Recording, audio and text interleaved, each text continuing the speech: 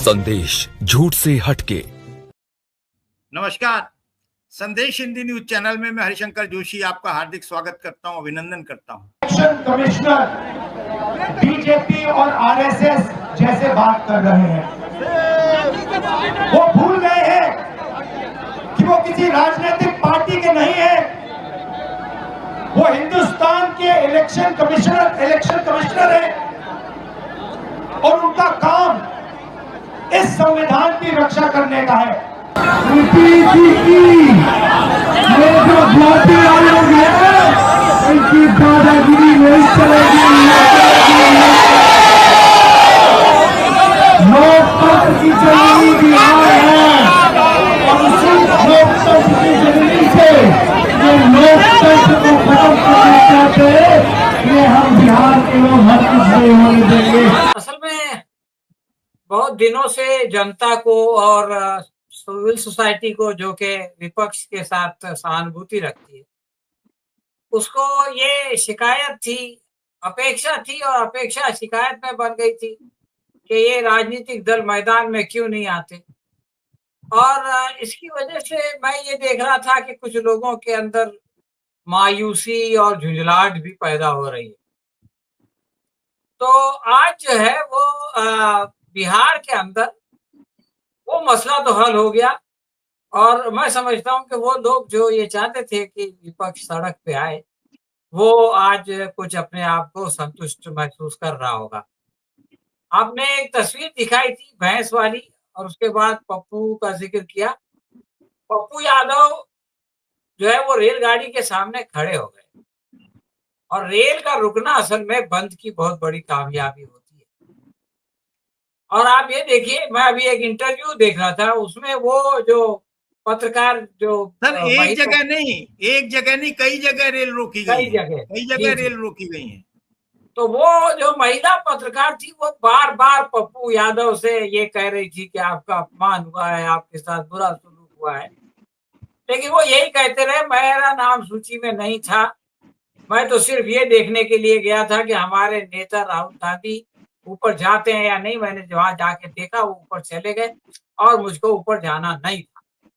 लेकिन ये कि इतने जबरदस्त और इतने कामयाब बंद के बाद इस तरह की बातें निकालना और इससे जो है वो लोगों के अंदर एक तब्दीली पैदा करने की कोशिश करना, ये बता रहा है कि गोदी मीडिया और जिनकी गोद में वो बैठा हुआ है उनको इससे बहुत परेशानी हुई है। एक बात ये है जोशी साहब कि हम लोग डिबेट में बैठते हैं दिन में भर अपना काम काज करके और हम लोगों को ये लगता है कि लोग सड़क पे क्यों नहीं आते, लेकिन एक आम आदमी की हालत ये है कि वो रोज कुआं खोदता है और रोज उसमें से पानी निकाल के पीता है। तो उसके लिए किसी बंद में शामिल होना, सड़क पे आ जाना, अपना नौकरी छोड़ के, अपना कारोबार छोड़ के, वो एक बहुत बड़ा चैलेंज होता है। और वो उसी वक्त आता है कि जब उसको ये लगता है कि ये जो कुछ भी मेरे साथ हो रहा है ये इन सारी चीजों से ज्यादा महत्वपूर्ण है, तब जाके वो जो है वो ये कुर्बानी अपनी पेश करता है, ये त्याग उसके अंदर आता है।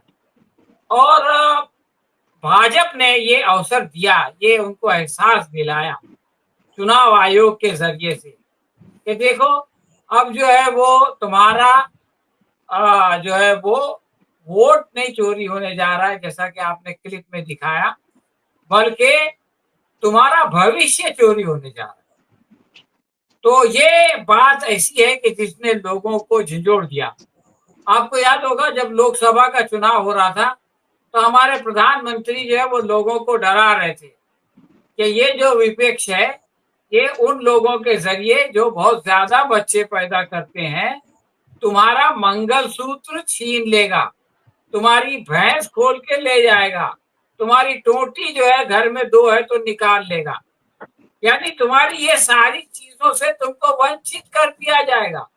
और अगर तुम जो है वो इन चीजों से वंचित होना नहीं चाहते तो फिर ये है कि हमको वोट दो। ये हमारे प्रधानमंत्री का राग था। लेकिन अब जो है वो जनता ने उससे आगे बढ़ के, यानी भैंस, मंगलसूत्र और टोटी से ज्यादा जो महत्वपूर्ण चीज है कि हमारा मताधिकार, और मताधिकार में उस जो समानता का वो है कि इसके जरिए से ये कहा जाता है कि हम एक आम आदमी में और अंबानी और अडानी में कोई फर्क नहीं है। तो ये जो समानता का सिंबल है वो अगर उसको छीन लिया जाए तो उसको ये एहसास होगा कि अब हम बराबर नहीं। तो ये एक ऐसी बड़ी बात थी कि जिसने लोगों को झिझोड़ दिया। और उसके पीछे राहुल गांधी ने जो प्रमाण पत्र दिए, आपने प्रमाण दिया, वो आपने देखा होगा कि उन्होंने कहा कि जब महाराष्ट्र में हम इलेक्शन हारे तो हमने उसका एनालिसिस किया कि भाई हम क्यों हारे। हमने डायरेक्ट आरोप नहीं लगाए कि इलेक्शन को चोरी किया गया। तो हमने देखा कि 10% वोट यानी 1 करोड़ वोट बढ़े। फिर हमने ये देखा कि ये 1 करोड़ वोट कहाँ बढ़े। तो पता चला कि ये उन चुनाव क्षेत्रों में बढ़े जहां से कि हम लोकसभा का चुनाव जीते थे, और इस 1 करोड़ वोट के बढ़ने की वजह से वहां पर हम विधानसभा चुनाव हार गए। तो इन 1 करोड़ जाली वोटों की मदद से हमसे जो है वो जीत हमारी छीन ली गई, जनता की राय छीन ली गई। और आपको पता होगा कि एक गांव ने यह फैसला किया था कि हम जो है वो बॉक्स से चुनाव करेंगे, तो सरकार ने वो होने नहीं दिया। हालांकि उसके होने में कोई अर्थ नहीं था, लेकिन उससे ये पता चल जाता कि लोग किसको वोट देना चाहते हैं और ईवीएम ने किसके वोट ट्रांसफर किया। तो ये एक चीज जो है वो इस तरह से आई। मैं 1-2 बातें और भी कहना चाहता हूँ कि जब इतना बड़ा फैसला हो गया, इतनी बड़ी बंद की घोषणा हो गई, तो गोदी मीडिया ने जो है वो डाइवर्जन शुरू किया। आपने अगर कल देखा होगा तो आपको पता चलेगा कि कोई भी मीडिया में चुनाव आयोग के ऊपर बात नहीं कर रहा था, बल्कि गोपाल खेमका का मर्डर कैसे हुआ, किसने सुपारी दी, कौन शूटर था, ये कहानी चला रहे थे। और फिर ये कि ये जंगल राज आया है नीतीश कुमार का, और उससे पहले जो है वो लालू का जंगल राज था। तो इन्होंने क्या किया कि चुनाव आयोग को जो है वो हटा दिया। फिर बीच में वो सैनिटरी के ऊपर जो है वो पैड के ऊपर इसकी तस्वीर लगा दी राहुल गांधी की। हिंदी मराठी के बारे में वो कूद पड़े और उन्होंने जो है वो बड़े बड़े बयान देना शुरू कर दिए, और सारे मीडिया पे वो हिंदी मराठी का झगड़ा पटक पटक कर मारेंगे वगैरह वगैरह छा गए। तो इस तरह से आप ये देखेंगे कि इन्होंने लोगों का ध्यान इस बड़े संघर्ष की तरफ से हटाने की कोशिश की, लेकिन ये इतना बड़ा बंद था कि इसको ये जो है वो हटा नहीं सके। और आप देखिए कि हमारे प्रधानमंत्री जो आगे चल के प्रचार मंत्री बने, अब जो है वो मुख्य चुनाव आयुक्त बन गए। यानी किस तरह से वो अपने आप को डिमोशन करते चले जा रहे हैं। और सुप्रीम कोर्ट के साथ जो नाइंसाफी हुई, कल सुप्रीम कोर्ट में को मौका है कि वो जो है इसका बदला ले। और ये बात समझ लीजिए कि सुप्रीम कोर्ट के ऊपर जो है वो जनता का दबाव पड़ता है। तो आज जो है वो इतना बड़ा बंद होना और कल सुप्रीम कोर्ट में इसकी सुनवाई होना, इसमें जो है वो जरूर इसका असर जो है वो सुप्रीम कोर्ट के जज भी जो है वो इंसान होते हैं, और वो भी जो है वो जनता के उससे प्रभावित होते हैं। एक और बात की तरफ मैं आपका ध्यान दिलाना चाहता हूं। आपने अगर तेजस्वी यादव का भाषण सुना होगा तो वो ये कहते हैं कि हम युवा हैं। जब वो ये कहते हैं कि हम युवा हैं तो उसमें ये मैसेज जाता है कि नीतीश कुमार युवा नहीं है, वो अब बहुत बूढ़े हो चुके हैं, बुजुर्ग हो चुके हैं। और फिर वो ये कहते हैं कि 60% इस प्रदेश में युवा है, और युवा के बारे में ये है कि वो कुछ नया करना चाहता है। वो ये कहते हैं कि हम एक नया बिहार बनाने के लिए आगे आए। और युवा का एक और खुसूसियत ये होती है कि वो परंपरागत उससे कि भाई हमारा पूरा खानदान, हमारी पूरी जाति किसको वोट देती है तो हम उसी को वोट देंगे। इससे अगर कोई बगावत करता है तो वो युवा होता है। तो ये जो नैरेटिव बिल्टअप कर रहे हैं तेजस्वी यादव कि भाई युवाओं को अपने साथ लेंगे और उसके जरिए से एक नया बिहार बनाएंगे। और ये जो पुराने लोग हैं, वो जो है एनडीए के लोग, वो नया बिहार नहीं बना सकते और युवाओं की समस्याएं नहीं हल कर सकते। अब मैं ये जो गलतियां बीजेपी ने की, इसका कि उसको नुकसान हुआ, अब इसके अगला जो नुकसान ये लोग अपना करने वाले हैं, उसके बारे में मैं आपका ध्यान आकर्षित करना चाहता हूँ।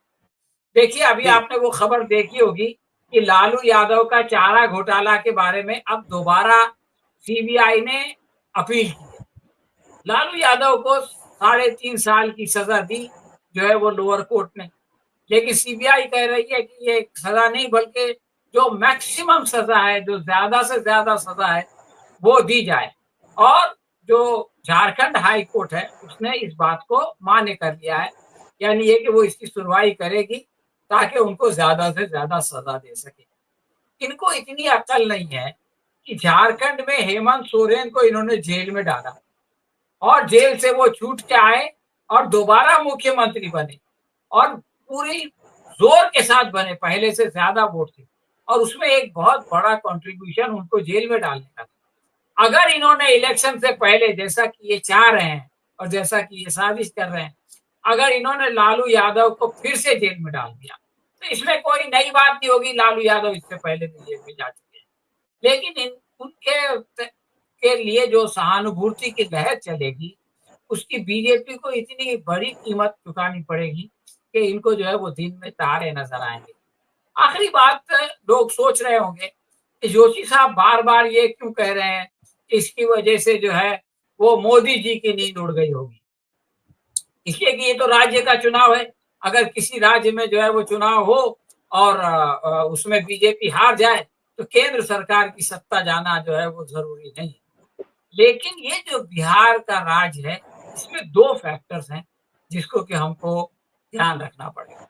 देखिए, हुआ ये है कि नीतीश कुमार और जेडीयू खत्म हो गई। आपने एक प्रोग्राम भी किया था कि जेडीयू के दफ्तर में जो है वो तस्वीर लगा दी गई मोदी जी, और पीके ने ये कहा है कि इस चुनाव के बाद न नीतीश कुमार रहेंगे, यानी दुनिया में रहेंगे लेकिन राजनीति में नहीं रहेंगे, और ना जेडीयू रहेगी।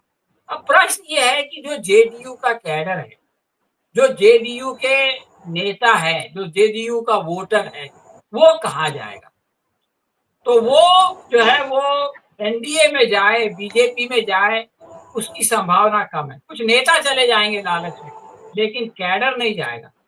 अब क्योंकि उनकी जो राजनीति है, उनकी जो विचारधारा है, वो जेडीयू की और आरजेडी की एक है, तो वो लोग जो है जब सरकेंगे आरजेडी की तरफ, तो फिर उनके नेता भी मजबूरन आरजेडी की तरफ आएंगे। और जब अगर एमपी जो सांसद हैं वो अगर आरजेडी की तरफ या इंडिया गठबंधन की तरफ आते हैं, तो मोदी सरकार की 2 बैसाखियों में से एक बैसाखी टूट जाएगी, और अगर एक बैसाखी टूट जाएगी तो ये मोदी सरकार केंद्र में सत्ता में नहीं रह सकेगी। इसलिए किसी भी तरह से किसी और राज्य का चुनाव जो है वो बीजेपी हार जाए, उसको फर्क नहीं पड़ेगा। लेकिन आंध्र प्रदेश और बिहार, ये 2 ऐसे राज्य हैं कि जहां से उनको बैसाखी मिलती है, वो किसी सूरत वहां नहीं हारना चाहते, और वो जानते हैं कि वहां की हार का मतलब यह है केंद्र में सत्ता से हाथ धोना। इसलिए इस बंद ने इनकी नींद उड़ा दी है, और भाजपा की जो है वो उल्टी गिनती बिहार से शुरू हो गई है। जरा मौसम तो बदला है, मगर पेड़ों की शाखों पर नए पत्तों के आने में अभी कुछ दिन लगेंगे। बहुत से जर्द चेहरों पर गुबारे गम है कम बेशक, बहुत से जर्द चेहरों पर गुबारे गम है कम बेशक, पर इनको मुस्कुराने में अभी कुछ दिन लगेंगे। क्या बात है सर, क्या बात। बस इसके बाद मेरे पास कहने के लिए कोई शब्द नहीं है। कुछ दिन लगेंगे लेकिन ये बदलेगा। और इसी के साथ मैं कार्यक्रम का समापन करता हूँ।